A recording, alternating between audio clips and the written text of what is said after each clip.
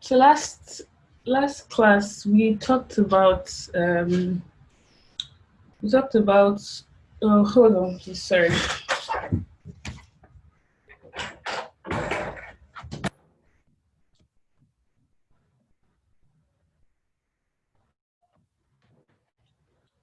Yeah, so last class we talked about recurrent neural networks, yeah, and how useful they are for language modeling. So can anybody just give a recap of what the last lecture was about? Anybody that attended the last lecture?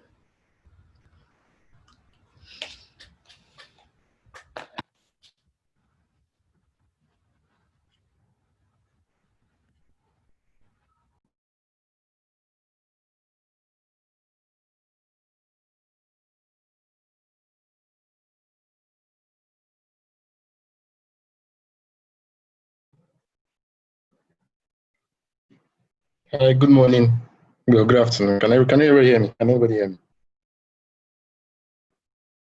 Hi, Yeah, hello. So last week we spoke about language modeling, basically try to understand different models and how they work. Yeah, I can hear you. And why recurrent neural networks were the best ones to use. So basically, recurrent neural networks takes into consideration every word that has been put into the model. So that's basically that's the major advantage of it over the other language models. And okay, that's that. And recurrent neural network, it's a kind of neural network where the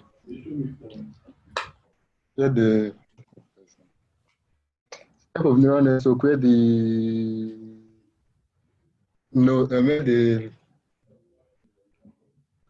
unlike CNN is one goes through the. I can't. I'm having problem articulating it now, Sha.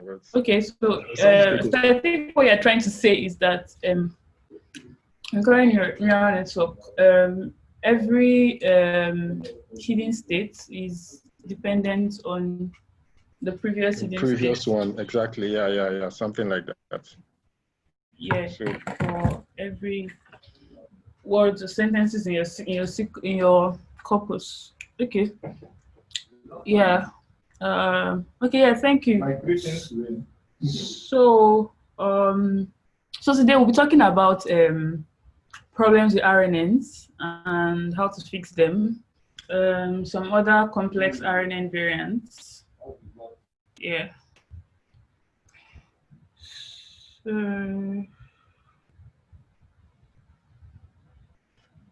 Okay. Yeah. So we'll talk about the vanishing gradient problem. Yeah, and then these two new types of RNNs, LSTMs and GREs, and other ways we can fix vanishing or exploding gradients, and also fancier RNN variants, bidirectional RNNs and multilayer RNNs. Yeah. So if you look at this diagram on the screen, yeah. So we have an RNN with 4 hidden states. Yeah. And then the loss at the 4th hidden state. So if you try to compute the derivative of the loss with respect to the first hidden state, how do you go about that? If I want to compute this loss, like the derivative of this loss with respect to this first hidden state, how do I do that? Back propagate. Yeah, I know that. But how do I get this value typically? How do I get this what's the name of this value? J4 over H1.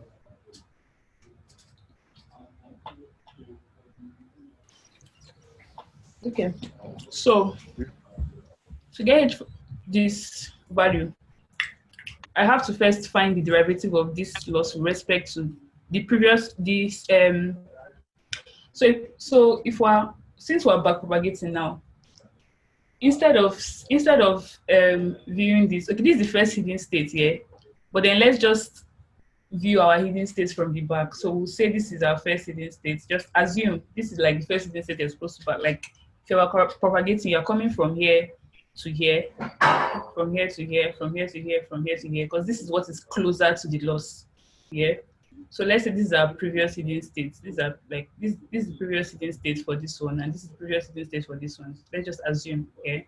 So to get the derivative of this loss with respect to this, you first have to find the derivative of this with respect to this loss here, and then multiply it by the derivative of this with respect to this.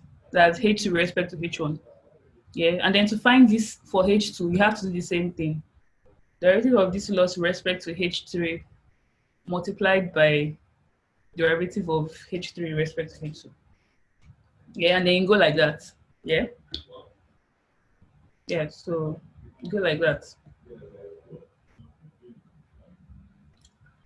So since we're going to be doing a lot of multiplications, yeah, like we're going to be like just to get this, we're going to have to do a lot of multiplications. Yeah. What if these values are small? Yeah. So if you have say very, very small values, you know when you multiply um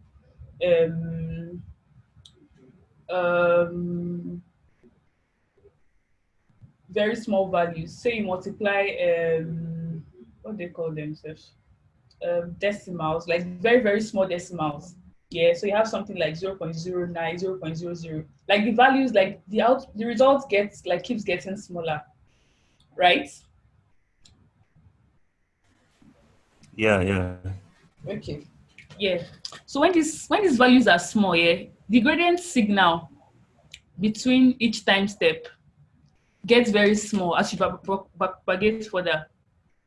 So if you want to find the derivative of this loss with respect to this hidden state, by the time you've multiplied, if you get a small value for J4 over H4, and then you now multiply it by the small value you get for H4 over H3, by the time you do all these multiplications, the value you'll be getting for J4 over H1 will be very, very small. And then you will most likely not be able to infer anything from that.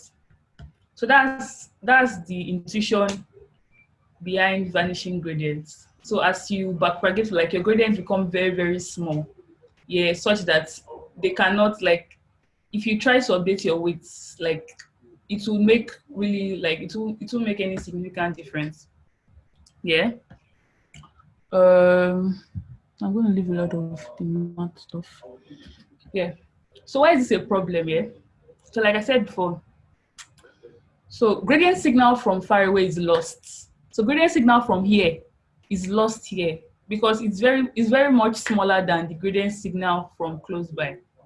Yeah. So model weights are updated only with respect to near effects, not long term effects. Yeah.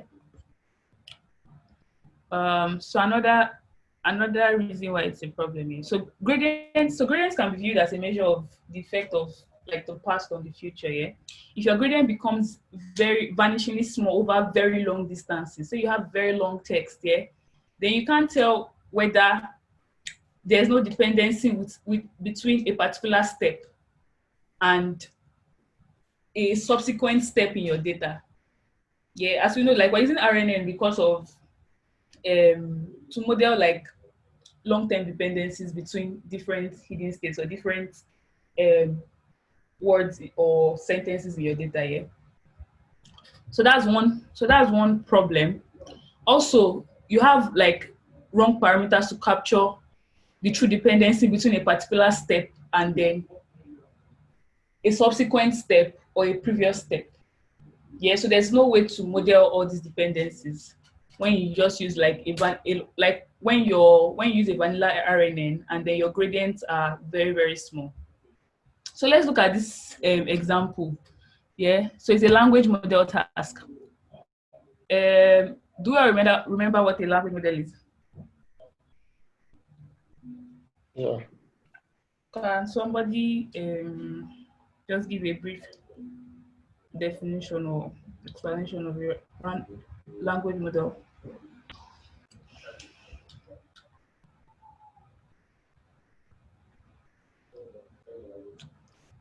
Hmm?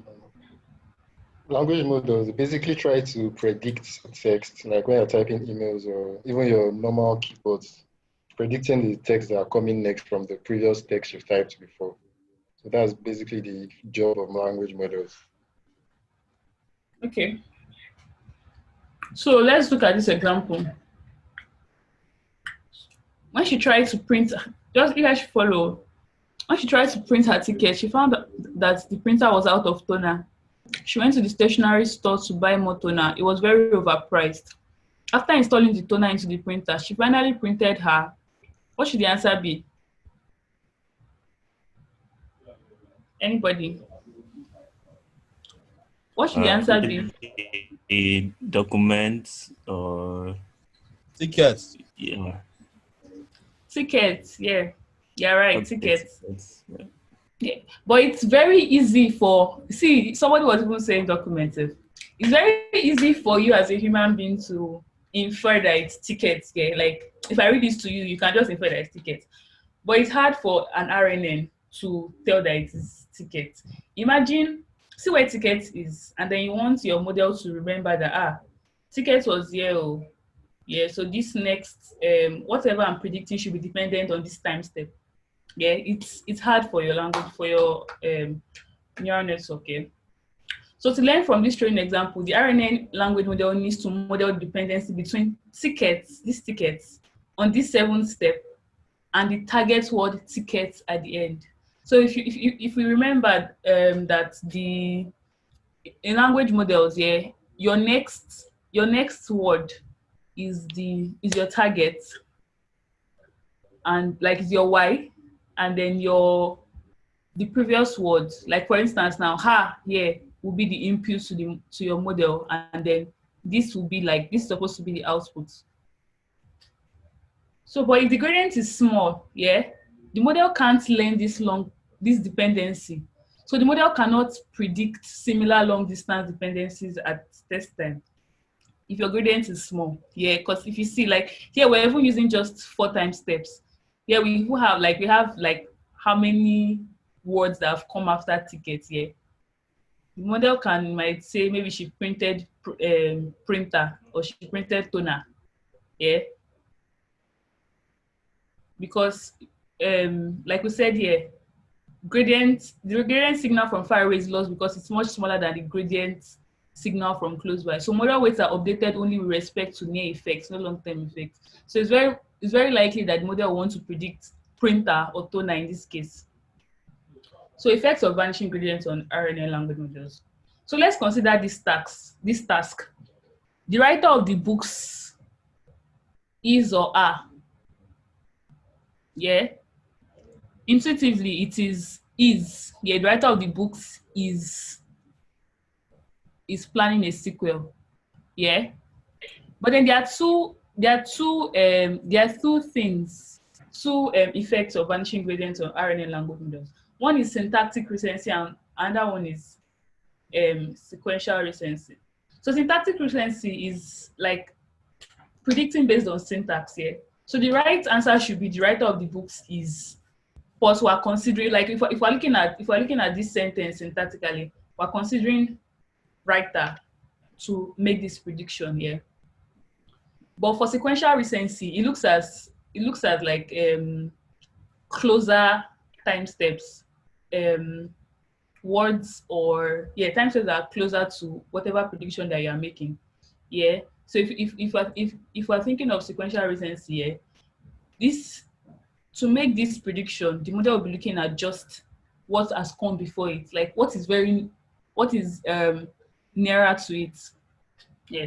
So vanishing gradients problems will most likely bias RNN language models towards learning from sequential recency. Yeah. We said that here, like when I said that the model will most likely predict printer or predict toner. Yeah, that's because the gradient signal between nearer time steps is larger than the gradient signal between further time steps. Yes, this is why RNN language models will always bias the models towards sequential recension and then give you incorrect predictions. So that's vanishing gradients. So what is exploding gradients? So just like vanishing gradients, yeah, your what's it called? Your gradient signals are smaller. Yeah, you have smaller gradients so that when you multiply it, it becomes smaller. Yeah, but for exploding gradients, yeah, if your gradients are too big, yeah, then your updates become too big. So if we recall, SGD is just what SGD does is help you compute your loss and update your weights on every time step instead of waiting for you to do a whole instead of waiting for you to go through all your exam instead of going through all your examples at once and then giving you a like say a mean or an average loss. It updates your weights on every example that you have here. So it could be batch where you update over like a batch of examples, or it could be updating singly over each example. Yeah. So if your gradient becomes too big, then the SGD updates becomes very big. Yeah, and this will cause very bad updates. Yeah. Like if you take a very large step and reach a bad parameter configuration, you can have like you can have results like infinite or non values in your network. Yeah, then you might now have to start retraining from an earlier checkpoint. Yeah, in your save model. So to solve exploding gradients, yeah, there's there's one. Okay, there's one thing that you could do. It's called gradient clipping. Yeah. So if the norm of your gradient is greater than some particular threshold that you set, you scale it down before applying the SGD update. So if you have basically if you have like very big very big gradient, you clip it, you scale it to a particular number, a particular threshold that you define before applying your weight applying to your weight updates. Um,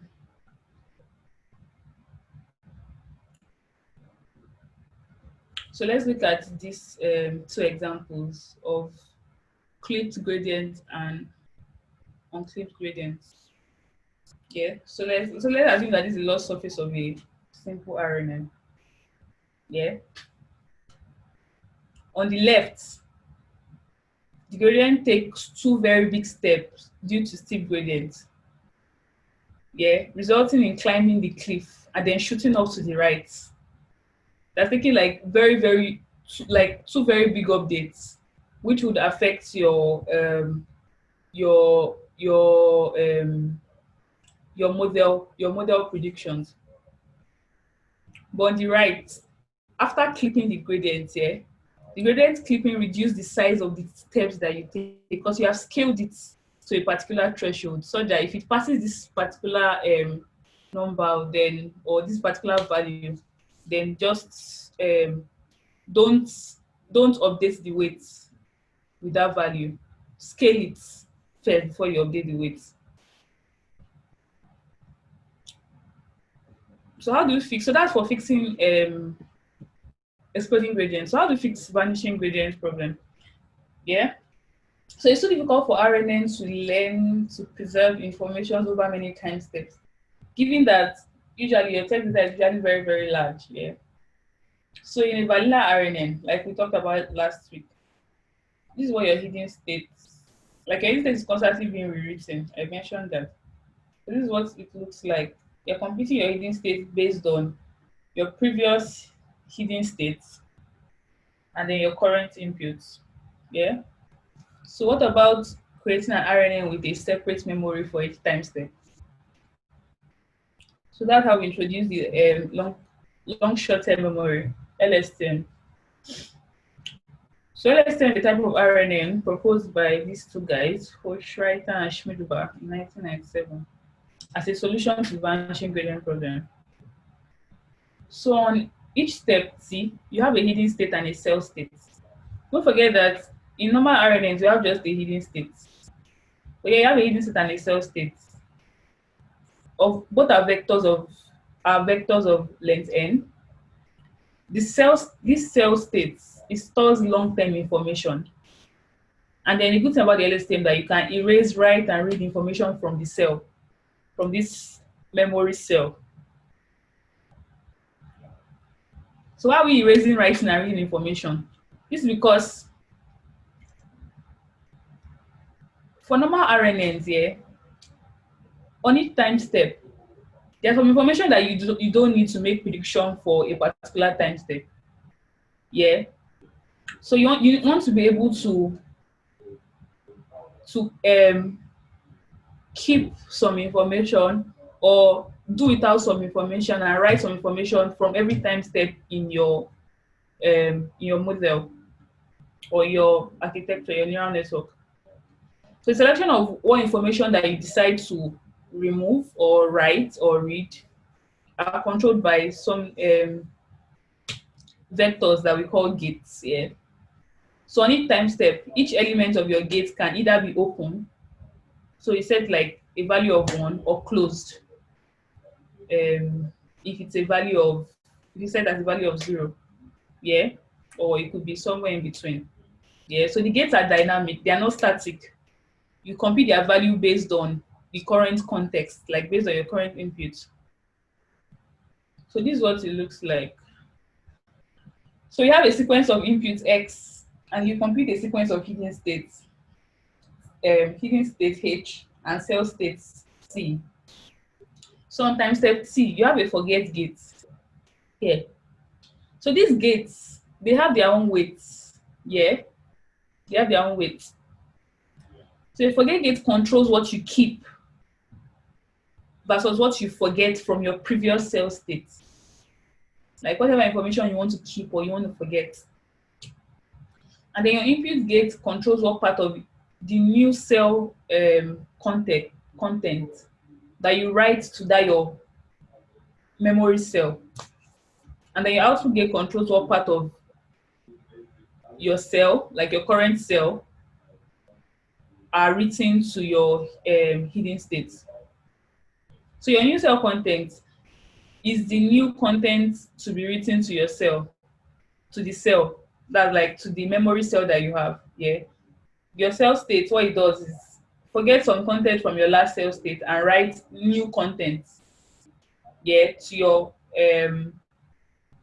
write new content to your memory cell. Yeah, and then your hidden state, what it does is just read some content from the cell, like your cell. Read some content from your cell. Read some content from your cell as like an input to your current hidden state. So if you can see here, for the forget gates that you're multiplying, you're doing like an element-wise product with your previous cell states, and then adding that to adding that to your current your current cell content. Your current cell content multiplied by your current cell content, that's like your current inputs, rather your current information that you want to write from your current cell content to your multiplied by your cell states,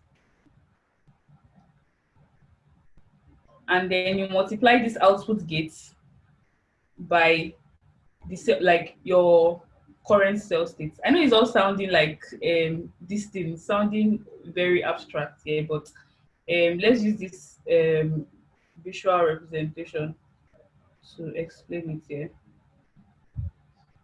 So what you do first, you compute your forget gate. Forget gate is information that you want to forget from your current hidden states. That's your forget gate.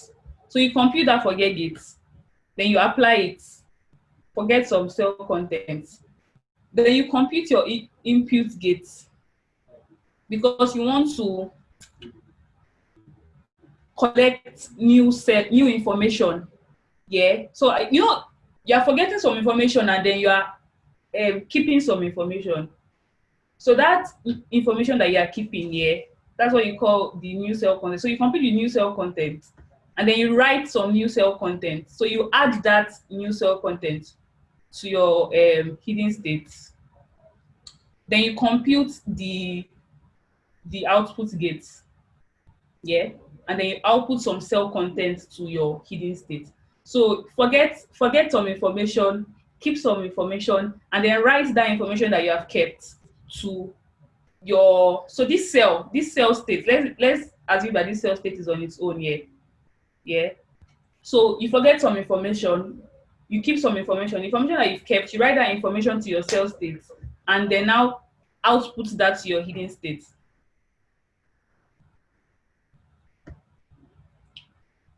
Okay, so this diagram was gotten from this blog post by Chris Ola. If you, the I'll send it the link now. So if you want to read more about LSTM, he has a very, very explanatory blog post on understanding LSTMs. So, um, just a second.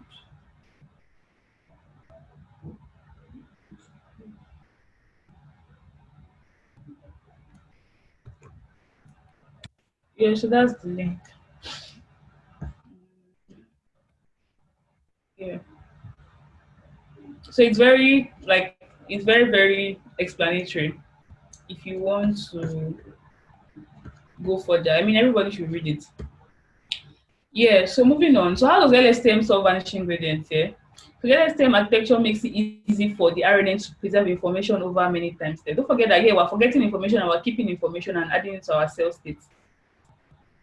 So if your forget gate is set to 1 for every cell dimension and your input gate is set to 0, then the information of that cell is preserved indefinitely. It means that like you probably need, don't forget, like a cell dimension is like cell state. So you probably need information from that cell for probably maybe most time steps in your neural network.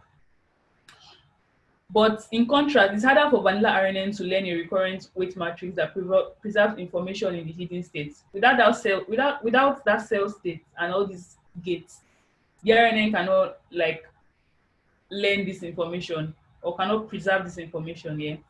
So also LSTM doesn't mean that you will not have vanishing or exploding gradients too, but it just provides an easy way for the model to learn long distance dependencies. So you might still have vanishing gradients here, but you'll be able to learn long distance dependencies because of these forget input and output gates that help you to preserve information, write information, and output some information to your hidden states on every time step.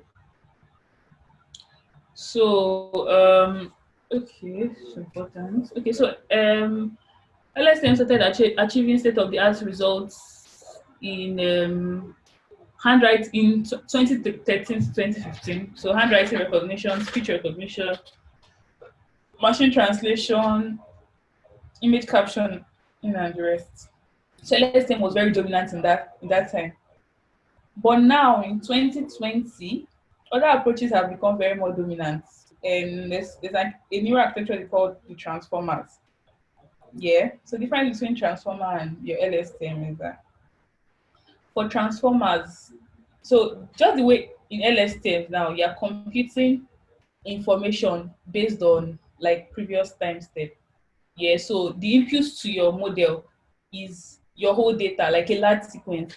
But for transformers, your inputs, you have each word in your corpus, in your data, or each sent, like depending on whatever task you're doing, has its own paths through the neural network.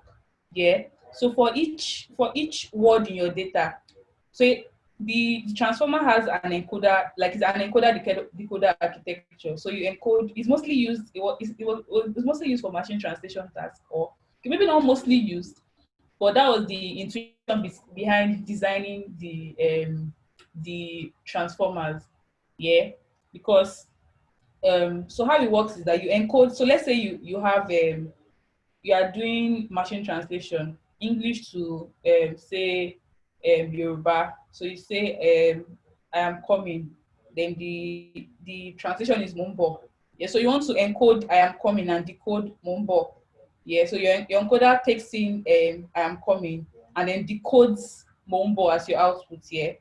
So if you're using an LSTM, you pass in this whole sequence mumbo and then decode like one sentence. You pass in your the input sequence I'm coming and decode like a full sentence rather mumbo.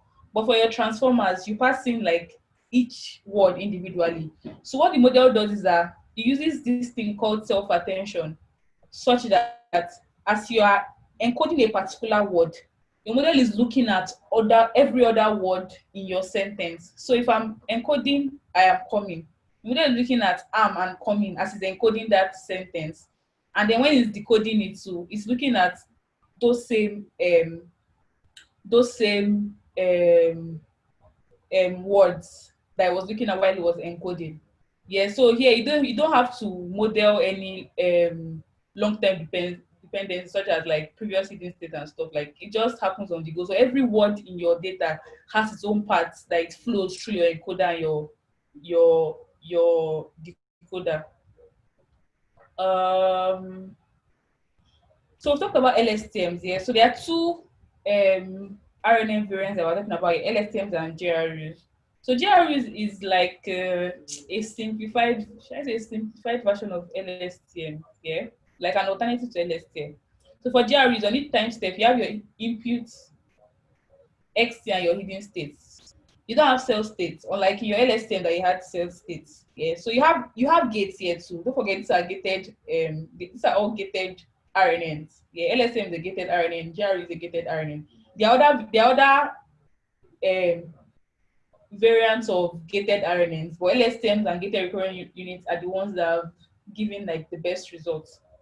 So what you do is that you have an update gate and a reset gate. So what your update gate does is it controls what parts of your hidden states are updated or preserved, and the reset gate controls what parts of your previous hidden states are used to compute new cell contents. So it's quite similar to the LSTM, except that it doesn't have a cell state where it's like saves information. Yeah. So your new hidden state contents, to compute on new hidden state content, your reset gate selects useful parts of your previous hidden states. Use this and your current input to compute new hidden content. Yeah. And then your update gate controls what is kept from your previous hidden state and what is updated to your new hidden state content. Yeah. So how is this different from your RNN? From your RNN, you're just passing everything, like you're just going through the network, like you're taking everything from information from time. Let me go to this example. For your RNN, you're taking every information from this time step into here. You're taking, so when you get here, you take all the information here, you take it into, like you go like that. Yeah, yeah, both what you need and what you don't need. But what your GRE does rather is it tries to predict, okay, what information is useful here. Like I don't think I need to take every information from here to predict this. So just tell me what is useful and then I'll take that. And then what is not useful, I would leave it out. So back to the slide. Yes, so how does this help to solve vanishing gradient? So like LSTM, GRUs make it easier to retain information long term.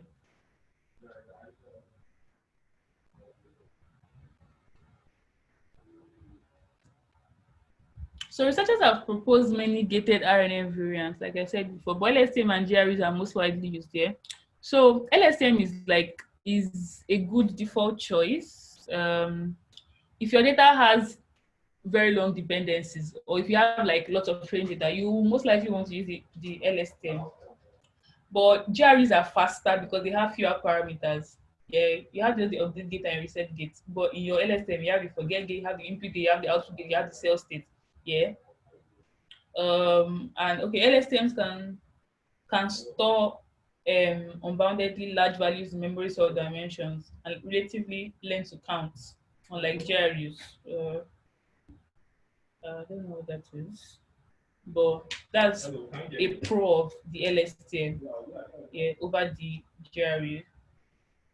So is vanishing or exploding gradient, is it just an RNN problem? No, it happens to, I don't know if you guys have done it, but it happens like in all neural architectures, yeah, fit for all your convolutional neural architectures, yeah. So we've talked about this before. Due to chain rule, the gradients can become vanishingly small as it propagates. Thus, lower layers are learned very slowly and hard to train. Lower layers like your previous layers, yeah. So solution, lots of new deep forward convolutional architectures that add more direct connections, thus allowing the gradient to flow.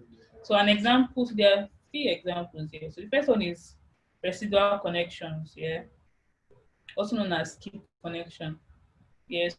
So what it does is that you have like an identical connection that preserves information by default. So what they do basically is for each weight layer, yeah, or it could not it doesn't have to be for each weight layer anyways. You add your inputs, that's your x. So first of all, you know that you compute your, like, let's say this function is compute like the, like let's say your a linear layer or whatever output that you're trying to compute here. So instead of just basing your model on just this layer, like this computation, you add your inputs, yeah, to enrich the, like, to you add your inputs here to like lower layers to enrich the information that it already has. So it makes deep networks much easier to train. Basically, more of your like your lower layers easier to train and retain information while backpropagating. So these dense connections, I'm pretty not conversant with dense connection. But what I can see here is that, okay, so I think every layer, so here, so you know how you're like you build your layers now, like you go from like lower layer, from one layer to the next layer to the subsequent layer. But here you connect every layer here to every, so let's say you have 5 layers here, you connect every, like each of those layers to themselves. You can see here, this one is connected to here, it's connected to here, to it's connected to here, to it's connected to here, to, yeah, this one is connected to this one, it's connected to this one, it's connected to this one, it's connected to this one, just like that, yeah. So that's like one way to preserve information, like, yeah. So this highway connection, okay, so highway connections are similar to residual connection, but the the it's controlled by a dynamic gate. Like it's inspired by LSTMs, but it's controlled by a dynamic gate. So here, what dynamic gate does is decide whether to add whatever information, like whether to add this input to your linear layer, or like to your network layer or not. That's what the gating does. Um, so in conclusion, vanishing and exploding gradients are a general problem, but RNNs are particularly unstable due to the repeated multiplication of by the same weight matrix. Yeah, that's when modeling long-term dependencies.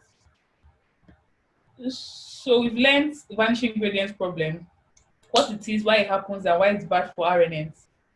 We've also talked about LSTMs and GRUs. These are more complicated RNNs that use gates to control information flow, and they are more resilient to vanishing gradients. They don't they don't typically mean that you won't have anti problems, but then they have like they use gating functions to handle it. Yeah. So now we'll talk about bidirectional RNNs and multi-layer RNNs. We started by 1 year. Okay. Finish this by 2. So we'll go through the collab. Uh, so what are bidirectional RNNs? So let's take this. So let's take this example for instance. Yeah. So this is a sentiment classification task.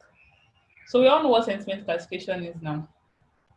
You want to predict the sentiment like from a sentence. So this sentence now we have the this sentence we have the movie is oh okay. Kosi, you're raising your hand. Oh yeah, I had a question, just a small question. I was wondering, like Okay. LST. Can you hear me? Yes, yes. LSTMs. Like when you're storing something in the long-term memory, don't you derive like once it's in the long-term memory, it can't go to the next hidden states as the output. So isn't it like reducing the amount of information that goes into the next hidden state? I don't I don't get know if your I'm question. Can you ask again? I said like in the LSTMs now, when you're storing Hmm. information in the long-term memory, the cell states. Yeah. So when you store it in the cell state, that means it can't go into the hidden states that will move to the next. No, I'll ask the question later. Ask the question later. Okay, you can just write it like send it to the chat. Okay, yeah. So okay, that was because I just checked the saw him raising his hand. Okay, yeah. So as I was saying, so we have this sentence. The movie was terribly exciting. Yeah. So you want to predict that it's a positive sentence or it's a negative sentence. Yeah. So here we're using RNN. So we use so you could either use your last hidden states or you'd do like some concatenation of all your hidden states to predict this, or do like a a mean. So it's either you do like a mean or a max of your hidden states, or like get like the mean of all these hidden states. Yeah, and then use it to predict your outputs. Yeah. So here now, if you look at this sentence, the movie was terribly exciting. It should be positive, yeah. But if you look at this hidden state, for if you look at terribly, yeah, if you think of um the um the meaning of the semantic meaning of terribly, like terrible should mean a bad thing, yeah. Terrible should mean a bad thing, yeah. But then yeah, we're using terribly with exciting, yeah, and then the sentence is not negative. But if we're looking at just terribly, then the what's it called? Then the sentence would most likely be negative. Yeah. So we can regard this hidden state as a representation of the word terribly, yeah, in the context of this sentence. So we call this contextual representation. Context of this sentence, like context of the sentence means like the semantic meaning of this sentence, yeah. But for RNN, so if you remember, for RNN, they are computing this with respect to what has come before. They are computing this with respect to what has come before. Computing this with respect to what has come before. Yeah. So if you to compute this exciting now, you know that your model will look at terribly. Yeah. We look at terribly, yeah, and then the contextual representation, that this hidden state will have some negative information in it, because your model thinks that terribly is like a very is a negative word, yeah. So it will have some negative information that it has passed on to here that might affect what your prediction is. So this contextual representation, they only contain information about the left context. The movie was terribly, so it doesn't take the subsequent context. But what about the right context? So in this example, exciting is the right context, is in the right context. By right, I mean left and right, so not something that is correct. And then if you look at if we instead of looking at the movie was terribly exciting, hmm, if we start computing our hidden states from this side, here exciting, this hidden state will have a positive value on this terribly hidden, like this hidden state called terrible, yeah, because it has like some positive value, so it influences this. But if we're going from just here, then this will be affecting this, and then it's not optimal because you don't get like an overall representation of overall representation of the context that you are considering, yeah. So what do bidirectional RNNs do? So you model your hidden states from left to right. What you do is that you compute your hidden states like this.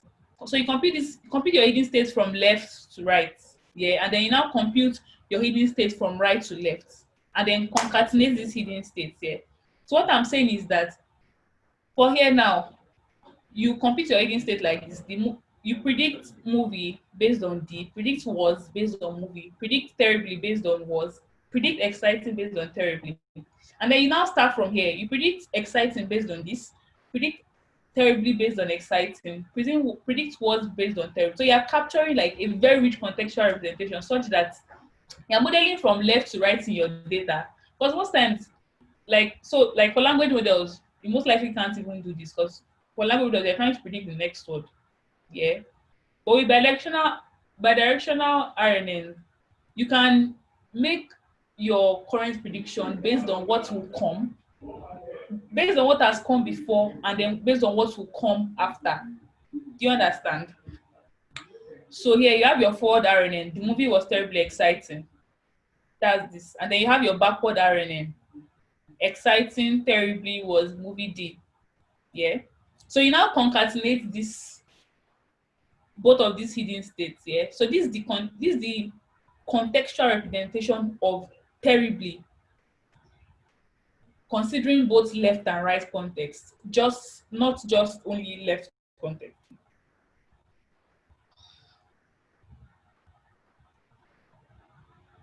So it could be, so for bidirectional RNNs, it could be your vanilla RNN, it could be bidirectional LSTMs, it could be directional GREs.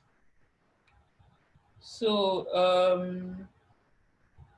this is now to mean complete one forward step of the RNN. It could be a vanilla here. So this is your forward RNN and then your backward RNN. And then you concatenate the hidden states.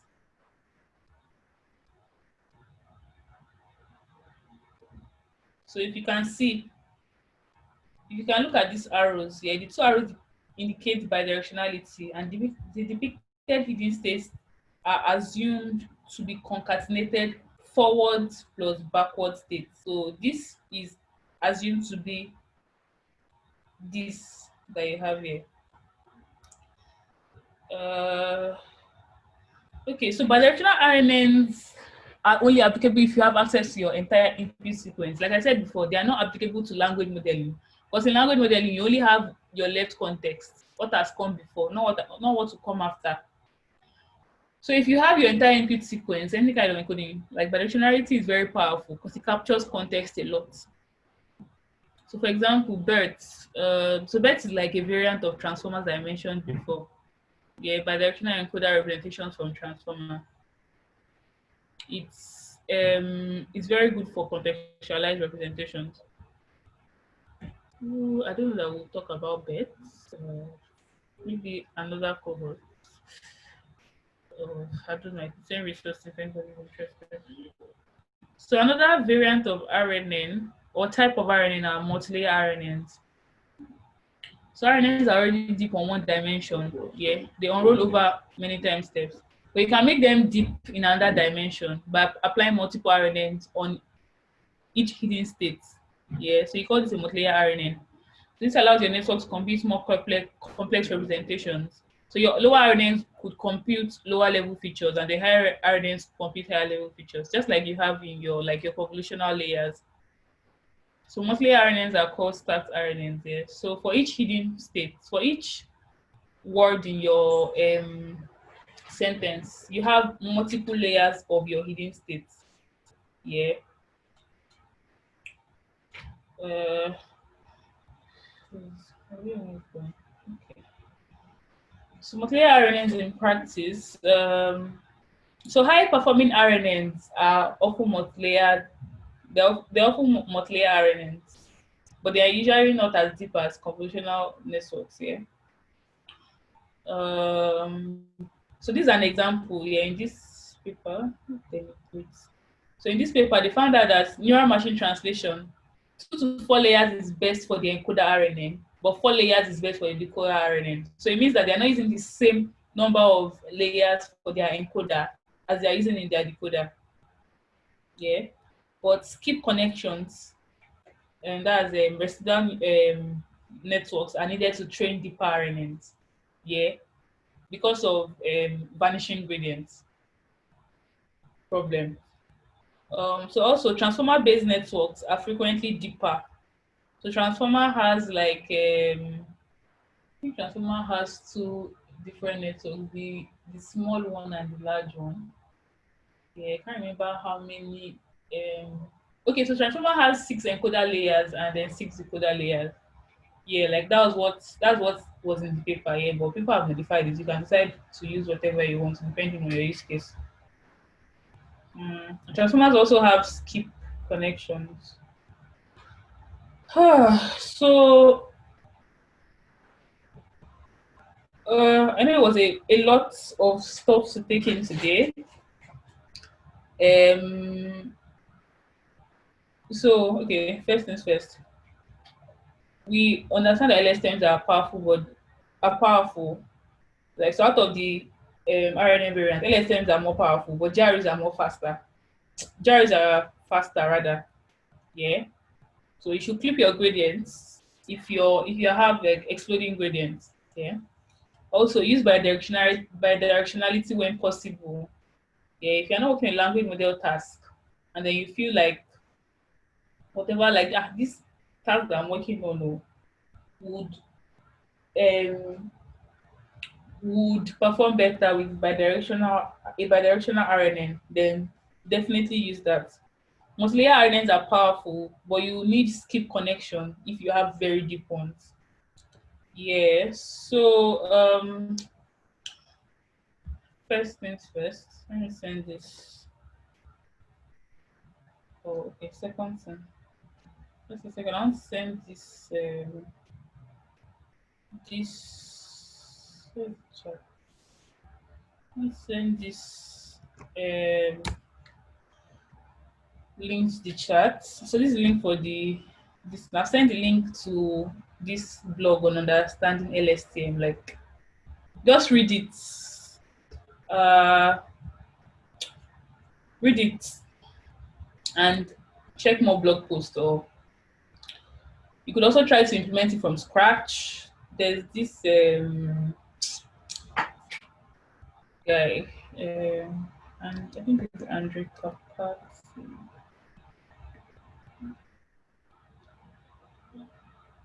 Andrew Kapat. I don't know how to spell his name very well. And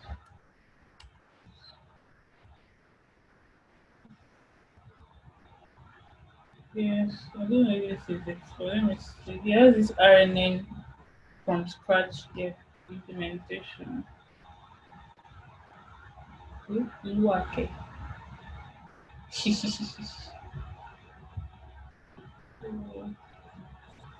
See Python implementation. Hello.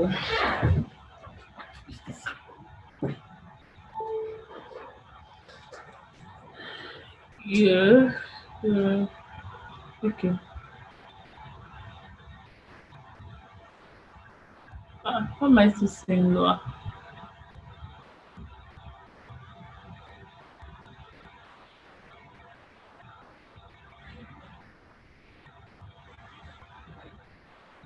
Okay, so this is a this is a from scratch implementation. So what from scratch implementations help you do is to understand the neural architecture better. Let's check it out. I'll post that here and go through it. Yep.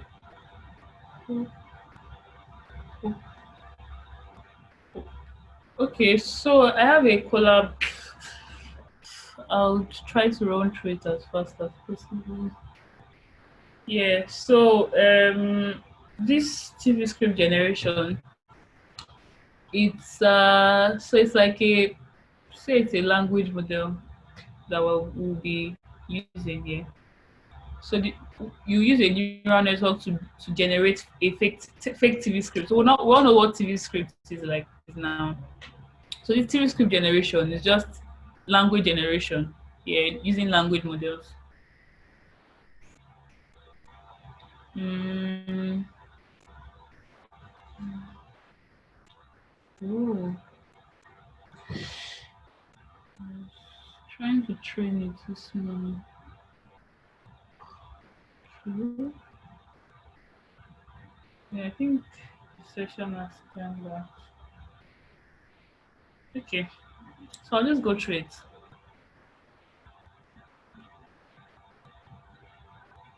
So this collab is just using RNNs to generate TV scripts. So fake TV scripts. Yeah.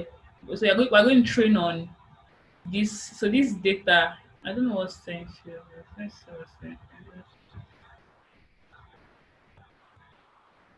Okay, so Seinfeld is an American sitcom television series here. So we have the data from this particular series here. So we want to generate more data like that. Yeah, with context from this Seinfeld TV script. So we have the data. So I had to move this to Colab. Yeah, so there's I think this is from Udacity, from the Udacity course. Yes, I just had to move the data to my drive and then like upload to my drive and then just access it to Colab. So let me see if this thing written that.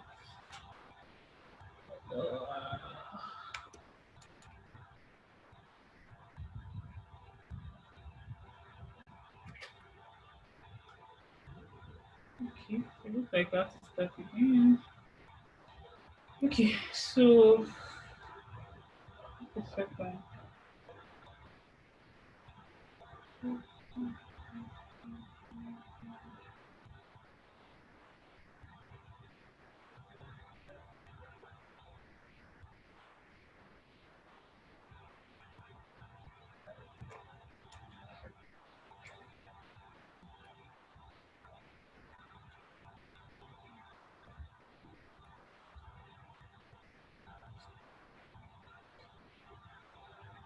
Okay, so the so we load in the data first, as you do with every um, problem that you have. So you load in data. So data is in this folder. So this is data. This send field script.txt. So apparently they have a this thing. Mm, So they have um, a a Python file where they have modules that you can use to load the data. So, so I can see here helper download data, data direction. So this is a function that does that. Function that processes the data. Yeah, and then you load your preprocessed data. This function that saves model and load model. So I just helper functions for everything that we're going to do here. So if we run this,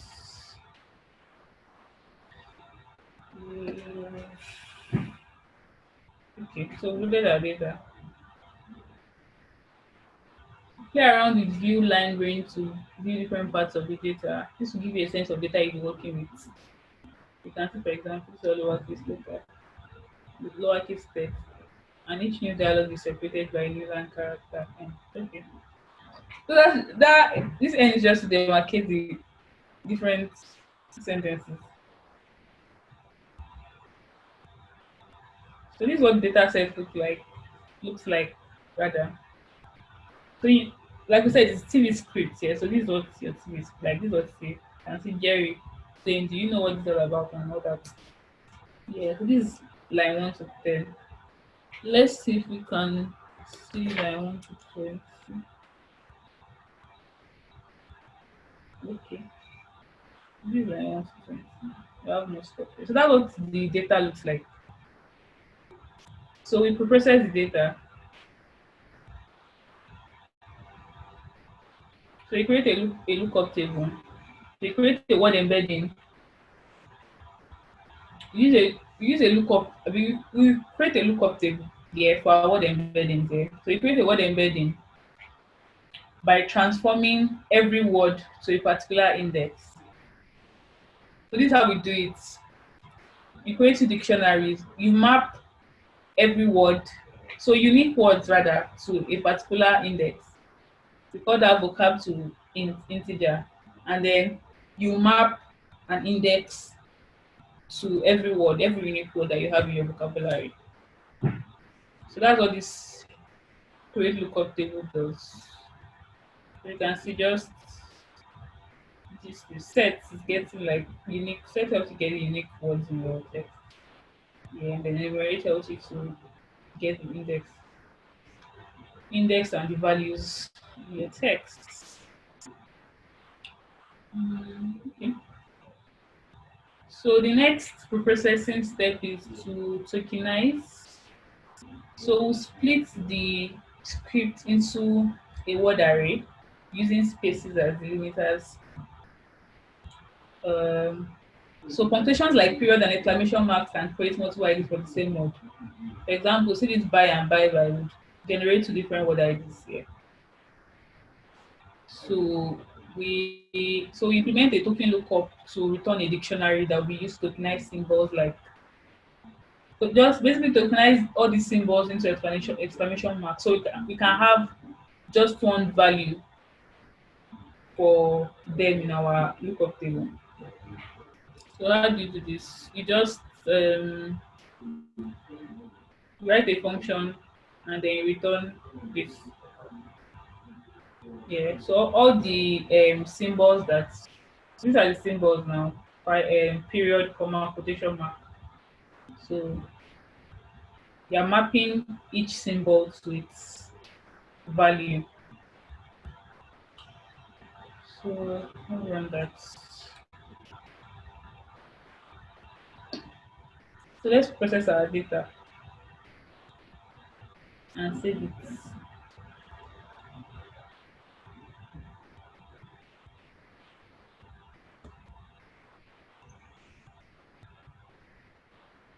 Let's see what it process and save data does. So it loads your data, and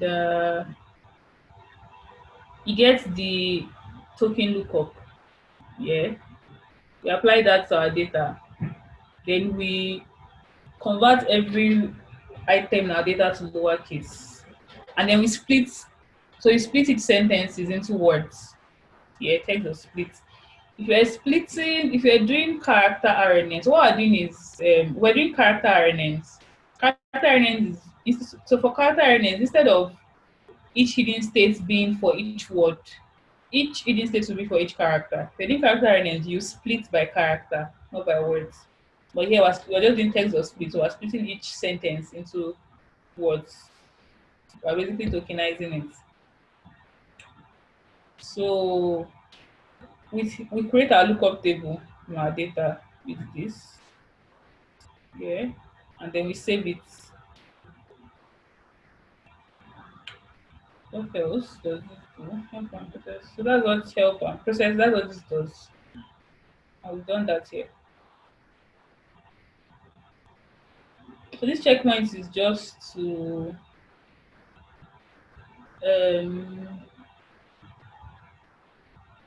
just to save your it's just to save whatever operations you've done already, so that if you, I mean, that's what I should have just done anyways, because I've, okay, but collab is different from Jupyter Notebook.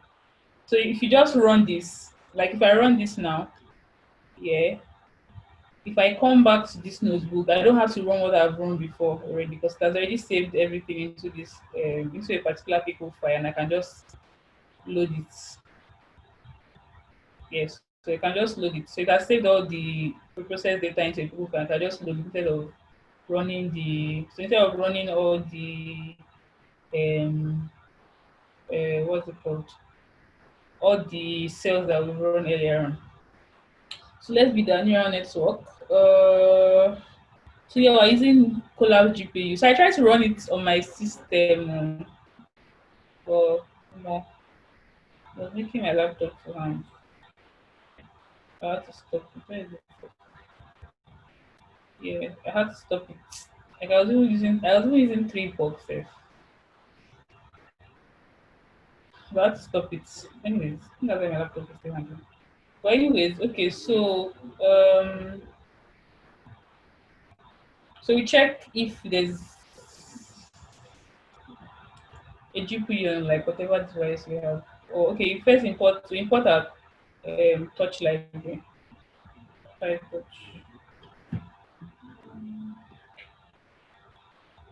Okay, we're done. So we'll start with the processed input data. So we use tensor data sets to provide a known format to our data set, yeah, in combination with data loader. Data loader handles batching, shuffling, and other data set iteration functions. Yeah. My laptop is fine again.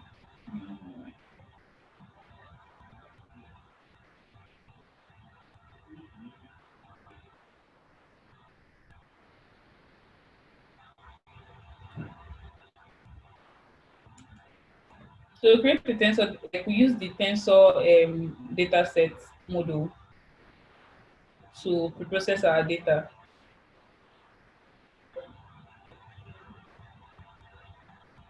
This is what our data looks like after all preprocessing that we've done.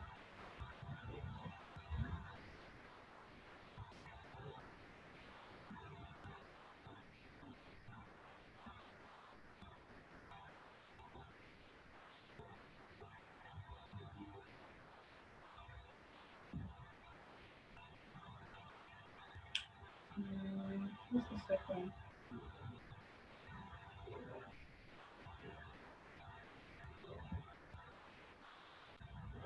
So this is just so this is what our input looks like. So this is your inputs.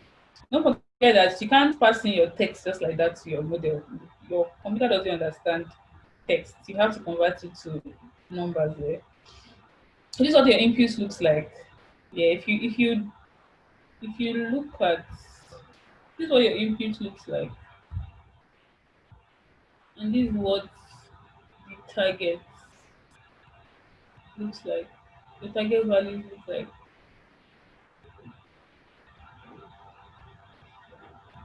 So we build an RNN using PyTorch model. So you can choose a GRE or LSTM. So what do we do here? So we build a class here, an RNN class. Yeah, so what the RNN class has like, so the class has this init function, and then we have this initialization function for LSTM or GRE hidden state, and then we have this function for forward propagation.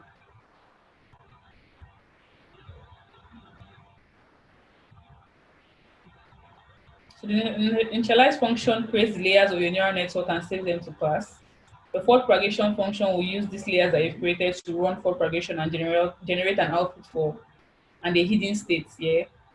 So the output of your model should be the last batch of what scores after a complete sequence has been processed.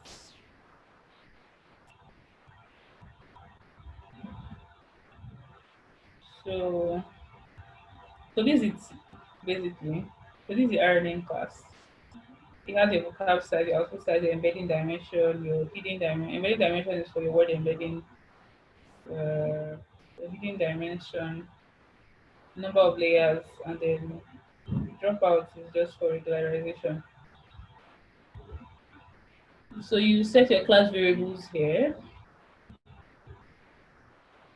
Okay, so this our class is based on um PyTorch neural NN dot model. I'm not very familiar with PyTorch NN dot model. Yeah, so we're inheriting from this particular PyTorch. class. So after we've defined all our class variables here, so we implement this forward model. So you implement our forward model. Yeah, so you get your this batch size. Um, implement your what's it called? Your embedding, then your LSTM hidden state and the output. Yeah, and then um,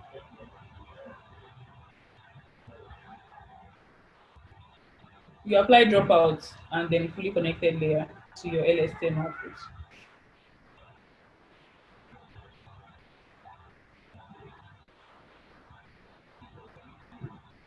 Then we define this init hidden model.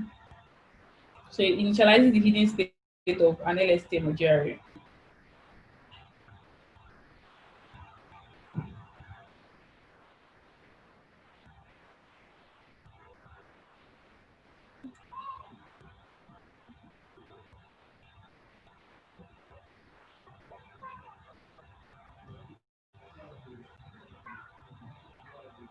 This is just like Cyclops is just like TensorFlow's custom training loops. Okay, so we use the RNN class we implemented to apply forward and backward propagation. So all these are just the most important thing here is your LSTM, the LSTM layer that we're using. All these are just normal, usual methods that you call when training your model. Yeah.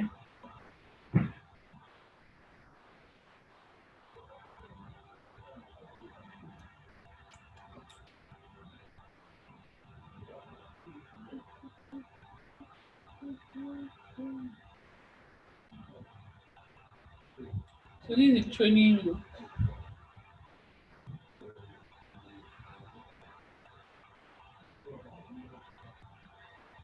So we train the network over all batches, like over all batches of like over all batches in our data, yeah, for the number of epochs that we have. So because of time, I think we'll probably just train for one epoch or two epochs. So all these are just okay, sorry. These are hyperparameters. Sequence length, that's like the maximum length of a sequence, a batch size. We were familiar with this number of epochs, learning rate. Vocab size is number of unique tokens in your vocabulary. That's number of unique words in your data. Output size, desired size of your output sequence.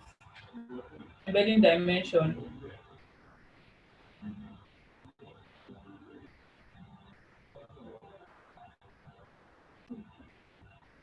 then your hidden dimension, that's the dimension of your RNN. The number of layers, number of layers in your RNN. So all these are just normal hyperparameters that we are familiar with. I believe if you've been following the deep learning class from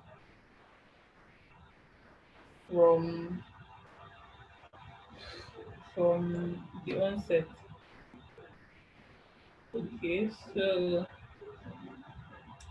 uh, so now let's train the model.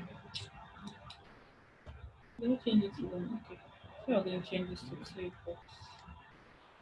It takes very long to train. Okay, so I know we're bored here. Me too.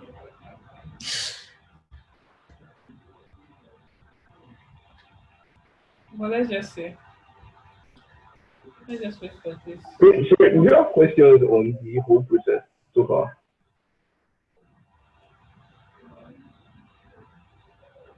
If you have questions, ask. I'll share the notebook later. But you need to share. You need access to the data. Maybe Stanley can. So the beautiful thing is that if Stanley can send you the file for this, then you can replace the notebook that is inside there, because the notebook that is in that file, in that Audacity file, doesn't have, like, it's not complete here. They leave fields for you to fill by yourself. So if you can replace the notebook there with this one that I will share with you, then you have access to the data and then the helper function. That something like this is similar to the project for NLP. What do you say? I said this is like the project for the NLP class. What you are doing now? Ooh, wow. So it means they've done their project then. So okay. So one thing that I think I told Stanley was that for your project, if anybody is interested in any NLP project, instead of using English, you could try to use another language, like use another data set for this generation. So it doesn't have to be TV script. It could be another domain. It could be medical tech. It could be any other thing. It could be Shakespeare, whatever. Yeah. Okay, so I think we're almost done. So the model might not perform well because we're training for just 2 epochs because of time.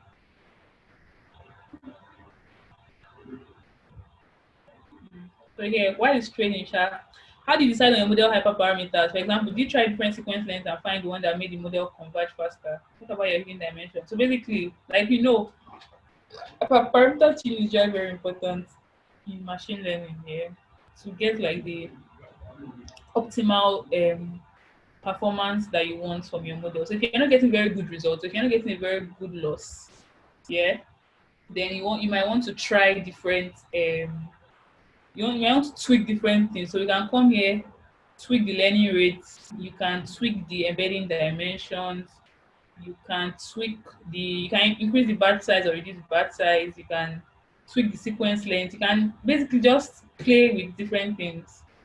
Yeah. So I want to see where they use the model to generate. Guys, pardon me, my laptop is hanging. I don't know.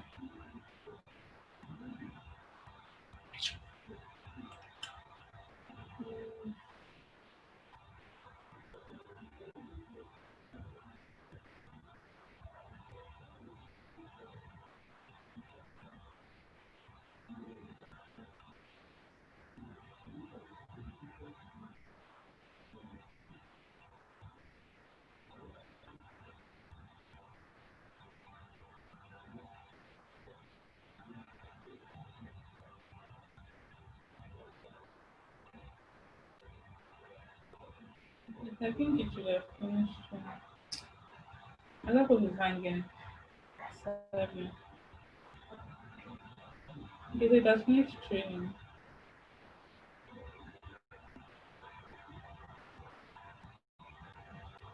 So on your own, you shouldn't train for 2 epochs, so you should try training for longer. Okay, so this is where we try to load. So here we're going to load the model from the um, saved checkpoint. I think that my laptop is. So the network that we create, we can save it and use it to generate a new fake TV script. So if you remember, I said it last week that for language models, you usually need a start word or a start sentence, yeah, for a model to start generating, yeah. So to generate the text, the network needs to start with, sorry, network needs to start with a single word and repeat its predictions until it reaches a set length. So you set a particular length for your output sequence. Yeah, so we use the generate function to do it. So you take a word ID, yeah, and then you generate a sequence of length text of a particular length.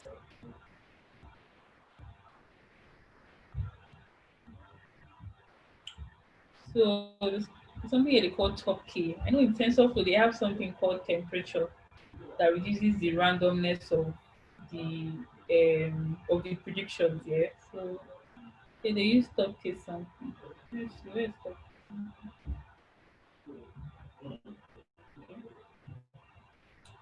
So it's time to generate this the text. So we set generate the generation length to the length of the TV script that you want to generate, and you set a prime word to one of the following to start the prediction. So if you recollect that from their data, yeah, this is what data looks like. You have Jerry say something and just like scripts, like normal TV scripts. Yeah, okay. So this is what our model has been able to generate. So we set our generation length to 400. You can set it to 1000. You can set it to anything that you want. You can generate a whole book. So let's see if what our model generated makes sense. Jerry says that we want to be able to go down to the way. Elaine says, oh yeah. Elaine says, what do you think that? Elaine says what? Jerry says what? You know what? Oh no, I can. I mean, it's quite coherent. Yeah. It makes some sense. Just I'm seeing a lot of oh. So definitely, yeah. It looks like the word O and yeah was were very dominant in the data. So sometimes you can try to penalize some words in your data so that when you are generating, yeah, it's not very prevalent. See everywhere. Well, this is what your data looks like. If your data has a lot of and then that's exactly what you want to generate, then that's fine. I remember the last NLP cohort. Yeah, somebody was generating whiskey lyrics. Yeah, and then the output was just it had a lot of gibberish actually, but to be honest, it looks like what hope there's no whiskey fan here. It looked like what whiskey would say usually. All this let me just reserve my comment. Yeah, so these are generated scripts. These are the model are generated, yeah. So you can save the scripts.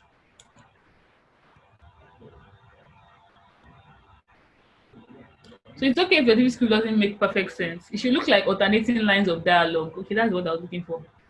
So like alternating lines of dialogue means that it should be like this. Yeah. So it doesn't have to be perfect. Yeah. It takes quite a while to get good results. And often you have to use a smaller vocabulary and discard uncommon words and get more data. Okay. So okay, yeah. So we can try, let's run it again and see. Okay, so that's the beautiful thing about language models. They won't always give you the same thing. Yeah, because your model is generating stuff based on some probability. Yeah, so it won't always give you the same results. Yeah. So at the end of the day, we're able to generate text just from our model. Yeah, so I think that's the end of the collab session. Um, any questions?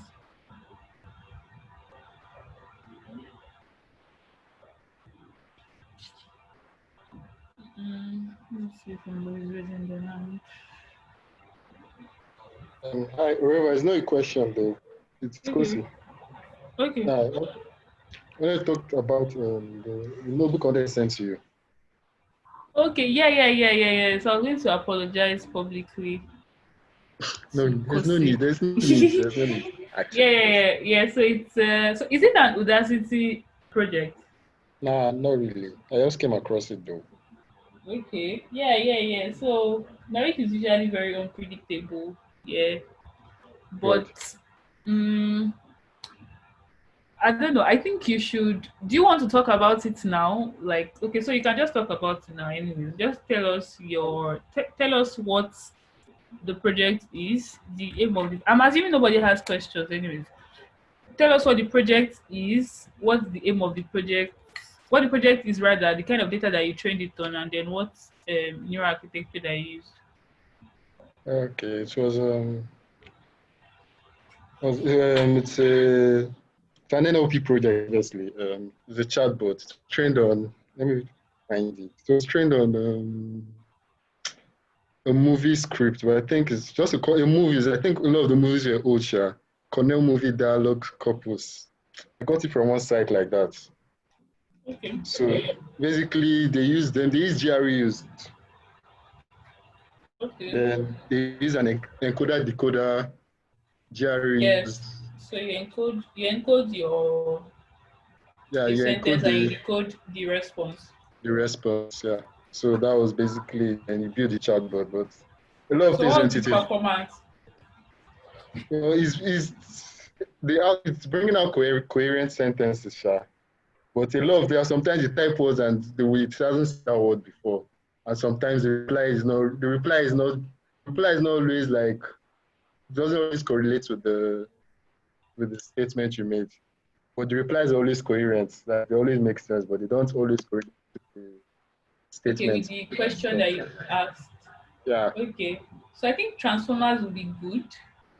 Yeah. Because like I said, what transformer does is that while you're encoding like a particular word, yeah, or while you're decoding a particular word, it's looking at every word in your input sentence. So what you have encoded. So while you're decoding, it's looking at every input word and making a particular prediction. So like it attaches some sort of weights to every word. So for each word, yeah. So let's say for example, we have, well, it's not going to be as our input sentence. And this is what we want to decode. So let's say, okay, let's say, okay, well, it's not going to be is a question. Let's say this is a chatbot now between Kosi and Stanley. So Kosi says, well, it's not going to be. Stanley says, I don't know if it has to be the same. If I have to be the same. Yeah. So what your transformer or your attention network does is that why? Because we're encoding this and trying to decode this output. You don't have you're not decoding what you encoded before. Yeah. So you're encoding and trying to decode this output. So your transformer does that. Why you are decoding this? So for I, it looks at every word in this that you've encoded here and attaches some weights to it, like what is relevant for, like what is relevant in all of these words, in all of this, like in all of the words in this sentence to whatever prediction that I'm going to be making. Yeah, so a transformer could be good, but provided that you have substantial data, like a very big data, because transformer networks usually, like, they have a lot of parameters. Yeah, because you have like how many encoders, have decoders, and like, so you could try to use a transformer, or you could try to increase the number of layers in your for your RNN for the GREs. You could try to even use an LSTM anyways instead of a GRE. So just try different other things and then compare the performance. Okay, I'll do that. I'll Yeah, try. and then also like hyperparameter tuning works too. Like just try different things. Yeah, try Okay. different, increase the embedding dimension, maybe increase the batch size. Like just try different things and then just compare performance. Yeah, that's how Okay. most. I mean, that's how most people do research and stuff. They just find what works best. Yes. So I think Stanley is going to talk about projects now. Yeah, I don't know if anybody's interested in doing an NLP project, and I don't know the timeline. Yeah, but I'll be happy to. I don't know, supervise is a strong word. Okay, let's say supervise. Supervise not meaning like pursuing you or running around like, where's your project? Where's your project? So just like if you have questions or something, if you have a project that you want to talk to me about, then I will be happy to contribute. Yeah. So it's contribute, I mean like advice and let's say supervise. Yeah. So Stanley, the floor is yours. All right, I'm coming. Just give me a second. I think I can stop sharing. Okay.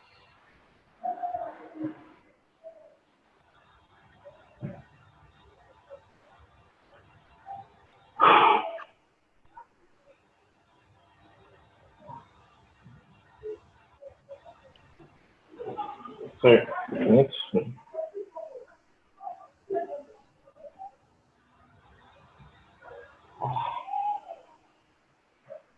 This one. I'm trying to use my. Uh, let's see.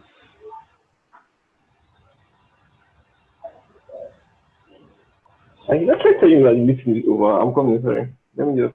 Um, okay.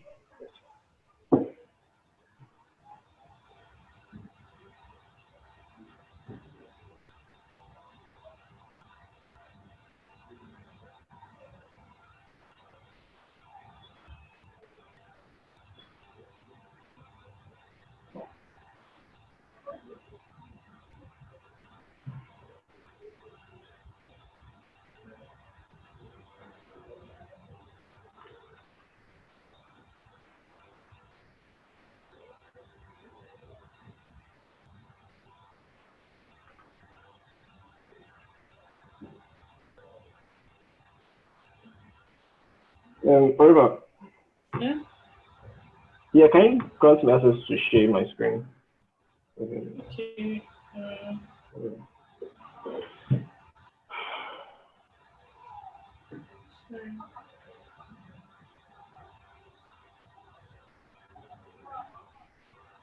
So I've made you the host, I think. Okay.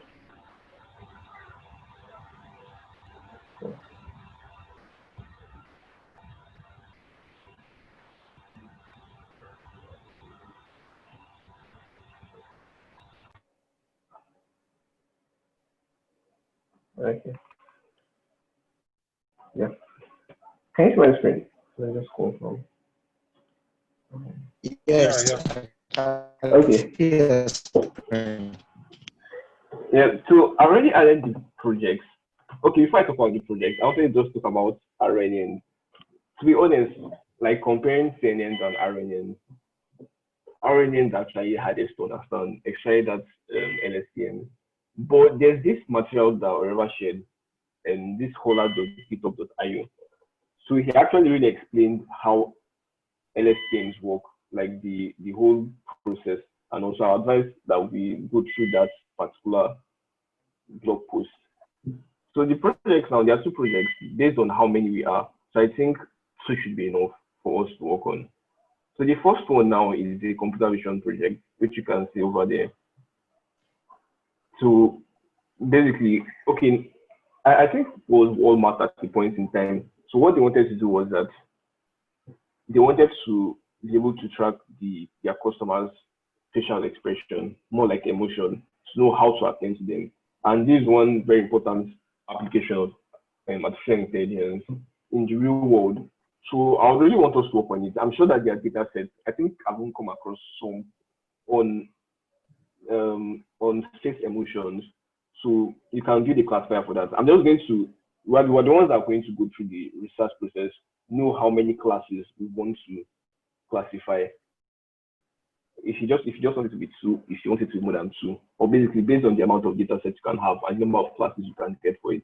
So that's the first one.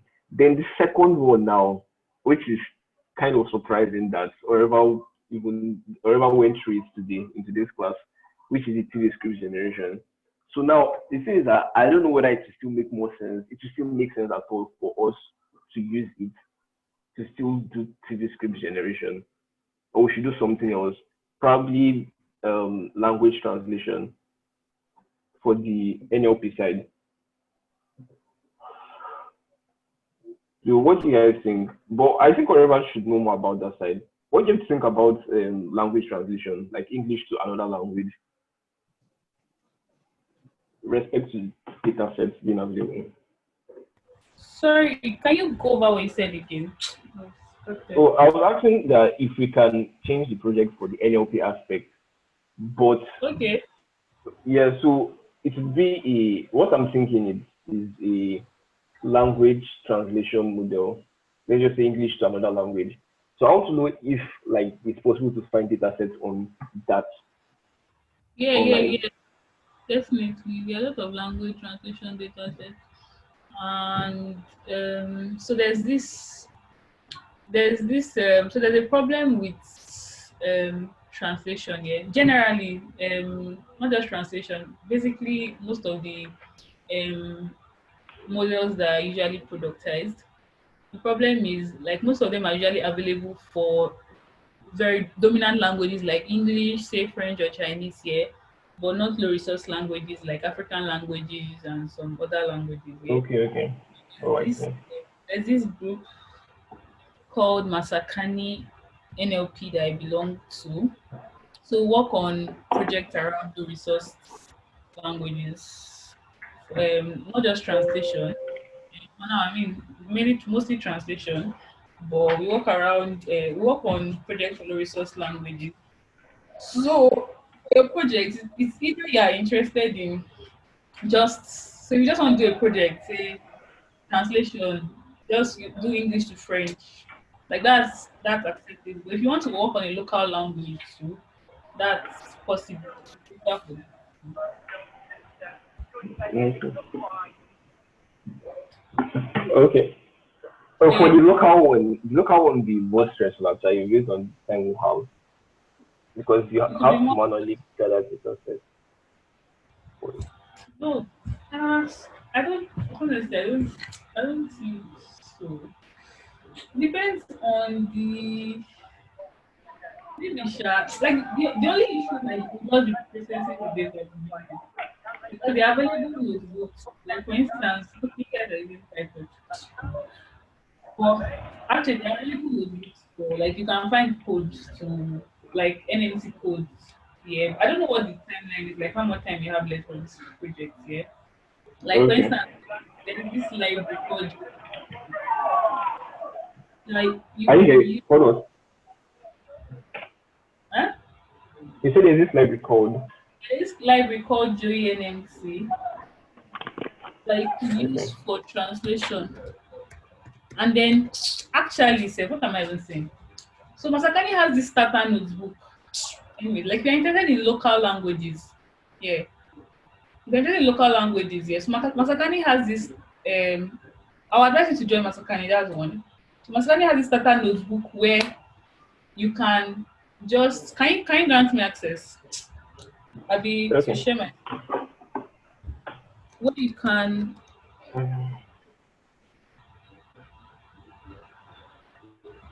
okay.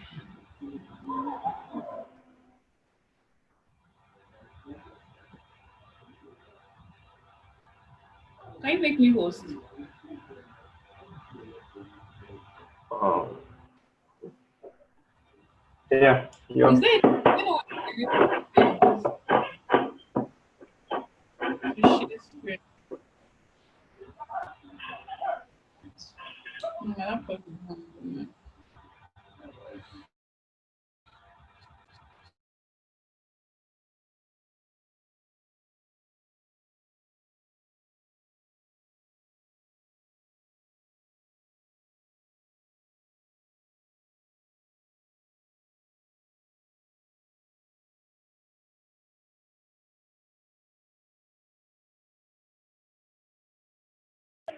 Are you there?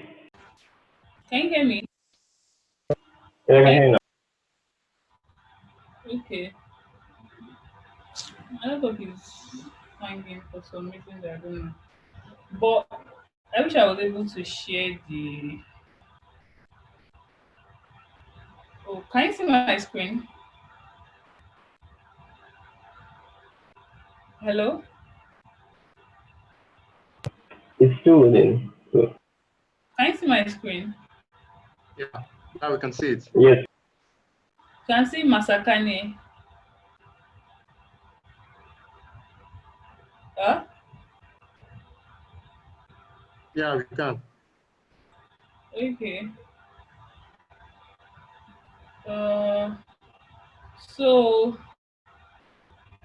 I think I need to. I'm having a problem with Zoom. I need to restart Zoom.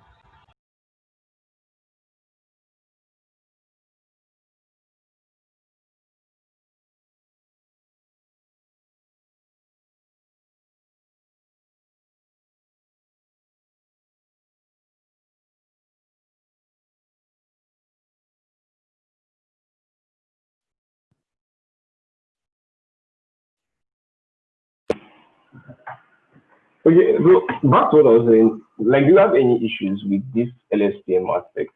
Is there any part that's confusing?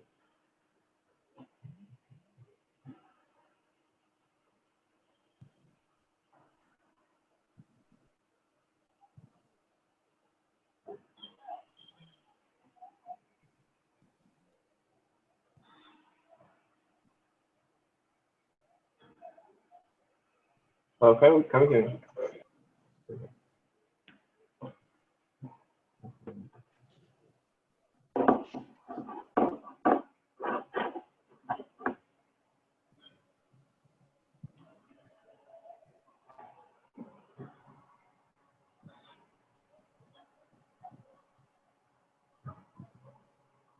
Hello.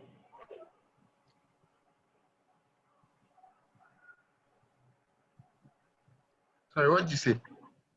Yeah, I was asking if we have any question regarding this, like, whole NLP side, that application of deep learning for NLP so far.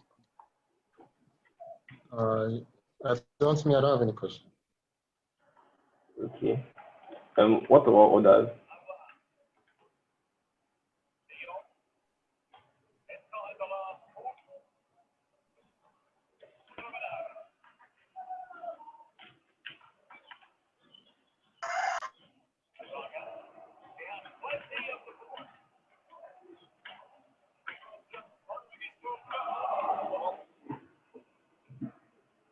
Okay. All right, boss. Hello, can you hear me? Yeah. Okay. So I'm using Yeah. now. I'm using my phone now. My laptop is okay. It's cool. Let me try to join again from my laptop. I just wanted to just try to go to like not go to node, just why can't I join the meeting again?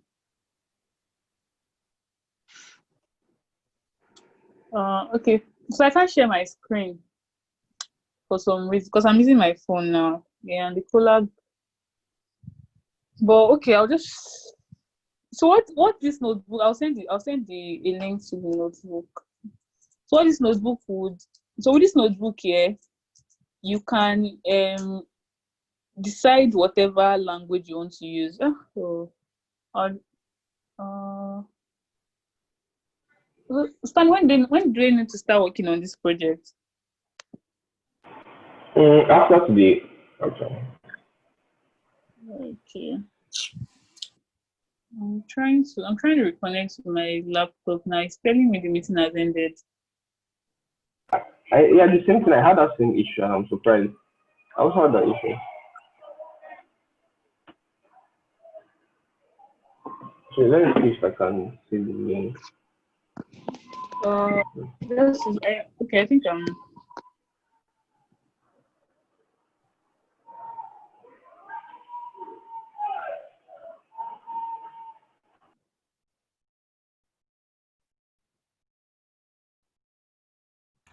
Stanley, Yeah. can you make me host now? I can connect. Okay. Okay.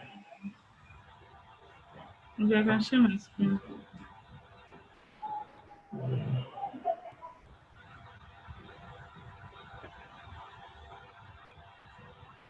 Where would be making my laptop? Okay, I think that you can see my screen now. So this is what the notebook looks like. So you connect it to Google Drive. So for machine translation, you have a source and a target language. Source language is like so for example, inside if you're translating English to French, your source language is English and your target language is what's it called? It's French, yeah. So every language, so there's this data set called JW300, yeah.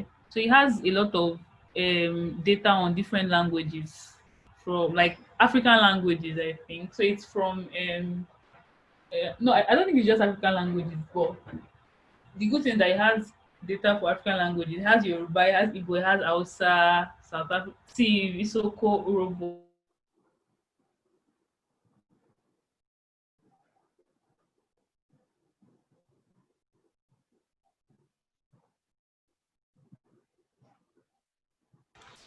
For instance, yeah, this language here is, I don't know what's wrong with my laptop.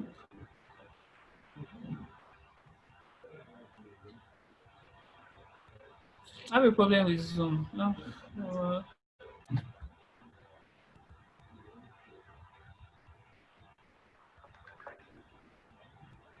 okay, I have a problem with my laptop. Right now.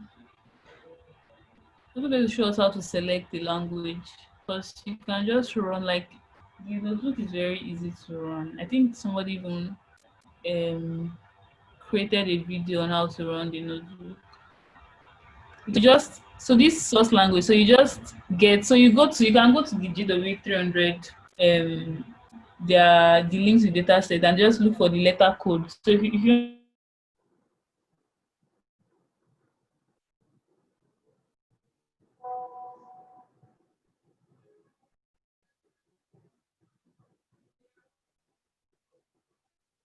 the neural machine translation library and it's based on PyTorch. So it will be good to use. If you use TensorFlow, you can take Tensor to Tensor. It's based on PyTorch, yeah. So you can just select whatever language you want to run your neural machine translation for, and then just run the notebook from. So it processes your data for you, yeah. But I think here they use transformer, so it's important to at least have and like understand what transformer does and stuff. But basically, since you are doing two projects, like if I can just know people that are working on that want to work on this translation project, so that I can maybe run like a session for them. But my internet and this thing is not helping matters at all, and my laptop is not helping matters. So, Stanley, Yeah. Okay. I'm just like you can just get a names of people that want to work on machine translation project and people that want to work on data project, and just direct Oh, it to okay, okay, okay. yeah. Okay. Can I leave? No, no, we're done actually. So, Okay. okay, just to say, the project something, I'm going to update it again. Although the first one still remains, which is the computer vision one, I'll just update the second one. So you can access it on the GitHub repo for the deep learning class.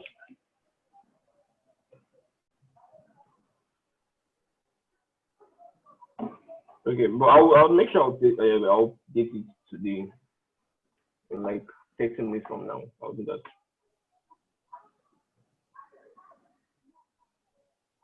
Okay. Do you have any questions or concerns or anything again before we leave? Stanley, can you hear me? Yeah, I can hear. About the computer vision project, where do we get the data set from? Okay, the thing is that part of the whole project is for us to actually look for that data set.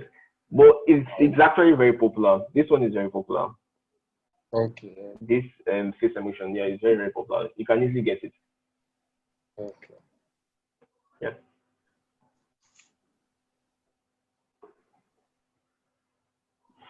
All right. Okay, everyone. I think that's the end. Okay. Thanks. Have a great day. Okay. Okay. Hello, before we go, what's the duration for the project, please? Hello, Stanley. Okay, concerning yeah, the duration. Okay, what we have wanted to do is for the project for us to be done with the project by the end of the cohort, which is in about 3 weeks from now, or rather 2 weeks since today's the okay, no, 3 weeks in 3 weeks from now. But it depends on how far we can go with it. That's the thing. If we can't finish it before then we'll have to just extend it. But let's just say in 3 weeks. Is that fine? or do you have any issues with the timeline? Okay, thank you. Yeah, do you have any issues with the timeline at all? No, just to know ahead of time and to prioritize Oh, okay. things. Yeah, Okay. thank you. Yeah. Yeah. All right. Have a nice day.